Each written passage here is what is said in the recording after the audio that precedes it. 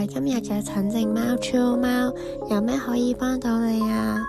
我真係覺得好攰，明明全日咩都冇做過，但係成日覺得好攰，攰到好似跑咗場馬拉松咁，心裏面好似有把聲，由朝到晚冇停過咁樣不斷同我講邊度做得唔夠好，我邊度應該再做好啲咁。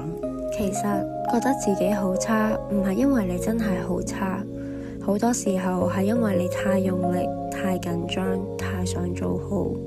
當你長期處於要做好啲呢一種狀態嘅時候，你個腦只會放大所有做得未夠好嘅地方，好似開咗自我批評擴音器咁，而內耗就會喺呢一刻開始。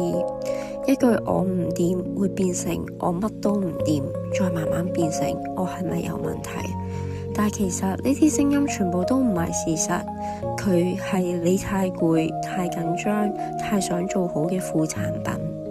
你唔係差，只不過係越嚟越攰。而家我哋一齊做一個大概有40秒鐘嘅練習啊，可以幫你停一停呢一個擴音器。首先我哋吸一口氣，喺呼氣嘅時候喺心裏面講一句，我知道你覺得自己好差。我哋唔需要反駁，只係需要承認喺呢一刻我哋仍然覺得自己好差。然後我哋將我哋嘅腳底輕輕咁樣壓住地面，唔需要好大力，嘗試感受一下地板點樣托住我哋，然後再喺心裏面加多一句，但係我知道你已經好努力。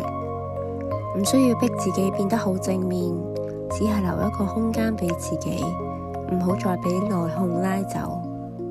喺呢一刻，你或者仲會覺得自己仍然好差，都冇問題，因為呢一啲唔係一下子就會改變。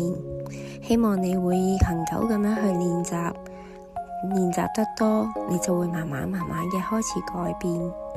但係你願意停一停，已經係一件非常難得嘅事。希望你可以記住，你唔需要完美，但係你需要被理解。如果呢一集有幫到你，記得俾讚同埋訂閱我哋有利有樂，我哋會繼續陪住你。下一個禮拜繼續情緒急症室，下個星期見。